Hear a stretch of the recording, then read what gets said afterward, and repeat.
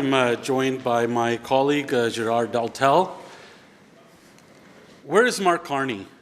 You know, this grand illusionist Prime Minister Mark Carney sold himself and said that Canada would have the fastest growing economy in the G7. What he actually delivered was the fastest shrinking economy in the G7. In fact, he drove Canada's economy into a recession, the only G7 leader to do so.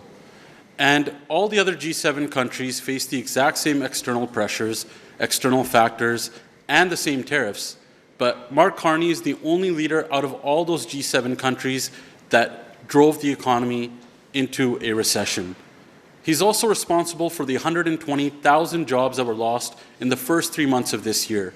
He gave Canadians the second worst unemployment rate in the entire G7, the worst household debt, and the worst housing costs in the entire G7. Food prices have skyrocketed, and he refuses to reverse all the bad Liberal policies that put Canadians in this position today. In fact, our economy has shrunk 3 out of the 4 quarters since he's been Prime Minister.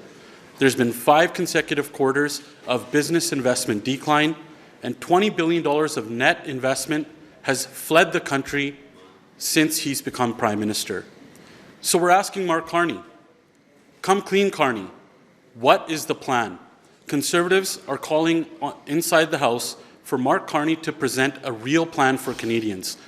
To the 2.2 million Canadians waiting in a food bank line, to the 1 in 4 households that are food insecure, to the 1 in 10 Torontonians who are food insecure. They need to know what the plan is. The businesses that are closing more than are opening in Canada, they need to know what Mark Carney's plan is. He's been ducking and dodging questions, refusing to show up to question period, refusing to answer any questions at all. He's known since last Friday in the morning, and yet refuses to answer to Canadians. It's time for him to step up and own this responsibility and accountability to Canadians and tell us what his plan is. That's what Conservatives are calling for today. Bien, bonjour mes chers amis. Alors, malheureusement, le Canada est en récession. Le Canada est le seul pays du G7 à être en récession. Le Canada est le seul pays en Amérique du Nord à être en récession. Le Canada, malheureusement, a 2,2 millions de personnes qui consultent et qui vont se nourrir aux banques alimentaires. On est un pays du G7 et on doit vivre ça. Une famille sur 3 a des problèmes à payer l'hypothèque, et ce, pendant l'année. Nous avons donc des défis très graves. Et qu'est-ce que l'on voit? Un premier ministre qui est absent. Absent de la Chambre des communes pour répondre aux questions. Quand il est dans son comté à la même période, il refuse de répondre à des questions toutes simples. Les Canadiens méritent mieux. Les Canadiens méritent un gouvernement de résultats. Et ce que l'on a actuellement comme résultat, c'est 2 200 000 personnes qui vont aux banques alimentaires. C'est une famille sur 3 qui a des problèmes à payer l'hypothèque. C'est 112 000 emplois qui ont été perdus. C'est 20 milliards d'investissements qui ont quitté le Canada. C'est ça, le Canada libéral de Mark Carney, après 1 an comme premier ministre. C'est pourquoi nous demandons à ce que M. Carney, à tout le moins, assume ses responsabilités parlementaires, puisse participer au débat. Malheureusement, hier, nous n'avons pas pu convaincre la Chambre d'avoir un débat d'urgence, mais nous demandons de façon urgente que le premier ministre assiste à la période de questions pour répondre aux questions. Également, comme vous le savez, hier, j'ai déposé une question de privilège puisqu'il y a eu un outrage au Parlement selon notre point de vue. Vendredi dernier, le secrétaire parlementaire à l'industrie, le député de Marc-Aurèle-Fortin, a affirmé que le Canada n'était pas en récession. C'est factuellement faux et c'est pourquoi nous estimons qu'il a délibérément induit la Chambre en erreur, ce qui constitue un outrage au Parlement. Monsieur Deltell, le ministre Leblanc sera à Washington aujourd'hui. Quelles sont vos attentes par rapport à cette visite? Comme tous les Canadiens, on souhaite des vrais résultats. Mais comme tous les Canadiens, on n'a pas de résultats jusqu'à présent. Alors, les démarches qui sont faites, on les encourage, bien entendu. Il faut avoir plus de présence à Washington, il faut avoir plus de discussions directes avec nos vis-à-vis américains. On veut que ça fonctionne. On veut avoir une entente avec les États-Unis. Alors, bien entendu, on voit ça du bon oeil, mais on veut des résultats. Et malheureusement, les Canadiens n'ont pas de résultat depuis un an. Qu'est-ce que ça vous dit, le fait que le Mexique négocie déjà avec les États-Unis, qu'on a déjà conclu une première ronde de négociations, puis que du côté canadien, on fait du surplace depuis des mois? Bien, écoutez, c'est sûr qu'on souhaite avoir des résultats, puis on voit qu'on semble comprendre qu'il y a des avancées avec le Mexique. Je dis bien, on semble avoir, parce que je ne suis pas à la table et personne n'est à la table à part ceux qui sont là, et évidemment, ils ne vont pas nécessairement vous dire où est-ce qu'on est rendu. Alors, nous, ce qu'on veut, on croit comprendre que le Mexique il a de plus d'avancées que le Canada de Mark Carney.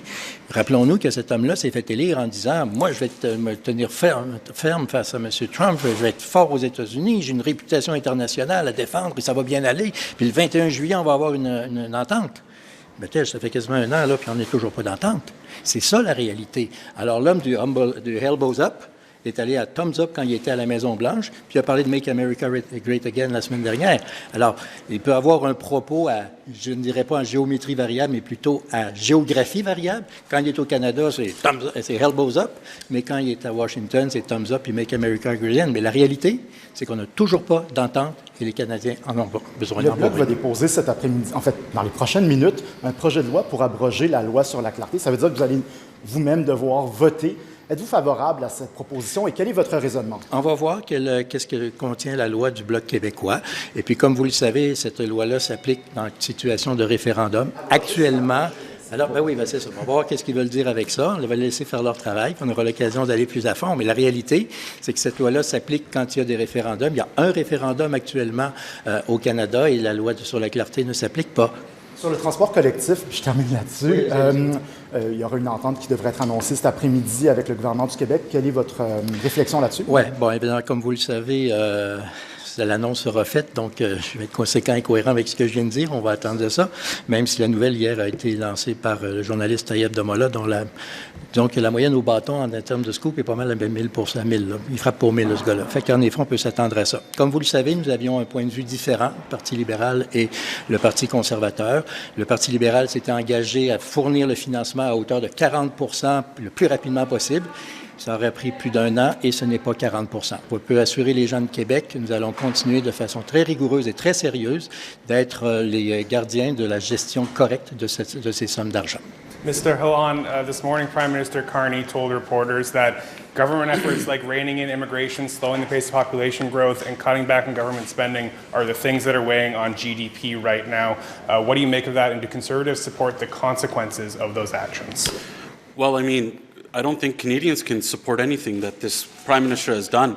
He's literally shrunk the economy since he's become Prime Minister. And he only did any type of action that he did after pressure from the Conservatives, whether that was taking a little bit of effort into immigration or any other measure that they brought forward. And they always do half measures. It's time for Mark Carney to step up and implement something that's actually going to make a difference for Canadians. Conservatives have a plan to do that. Whether it's boosting our economy, the Liberals need to get out of the way. We need to develop our resources, get rid of anti-development laws that the Liberals brought in, like Bill C-69, Bill C-48, and the industrial carbon tax. We need to get more infrastructure projects built in this country. Whereas the Liberals have lost 120,000 jobs, we would create more jobs by bringing in more good investment, lower taxes, whether that's for individuals, small businesses, or corporations. That way we can create a good environment for business investment again, whereas the Liberals have driven out $20 billion of net investment since Mark Carney has taken power. And of course, we need to rein in government spending. Mark Carney said he would be the guy that would lower how much the government spent. But in fact, he doubled even Justin Trudeau's deficit basically on day one. He needs to rein in the wasteful spending, like the boondoggle of the Alto project, the $22 billion in consultants that are Liberal-connected insiders. We need to bring down the cost of government so we can bring more affordable living for Canadians once again. And get rid of things like the industrial carbon tax so we can bring down the cost of food for Canadians. That's why we see 2.2 million Canadians in a food bank in a single month. So obviously Mark Carney's plan is not working. And what we're asking him for is he put Canada into a recession, the only G7 country to do so, and the only leader in the G7 to do so. Our motion is calling on Mark Carney to present a clear plan to Canadians. The Conservatives are willing to work with him. We have a plan laid out on how we would get tariff-free trade and how we can make our economy booming once again. He just has to take it. he can roll with it. He can take the full credit for it if he wants to.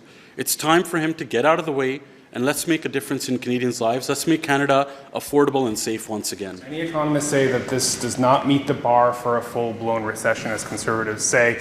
Yesterday, Pierre Poilievre chalked that up to Liberal commentators and economists. Do Conservatives believe that economists in Canada are politically influenced? This is a full-blown Liberal recession. I mean, there's 2 consecutive quarters of the economy declining.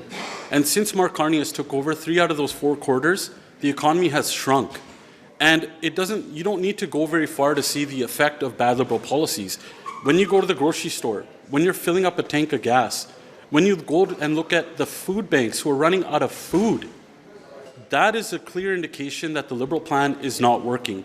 2.2 million Canadians are now going into a food bank in a single month, a third of which are children. So Mark Carney's plan is obviously not working. This is a full-blown recession that Mark Carney is responsible for. And, you know, the Liberals always try to blame all these external factors. But he needs to answer for Canadians. Why is it that none of the other G7 countries are in a recession? Why is he the only leader in the entire G7 and the other countries face the exact same external pressures, the exact same tariffs? Why is Canada the only country that he led into a recession? That's what Mark Carney needs to answer for. Merci bien. Thank you.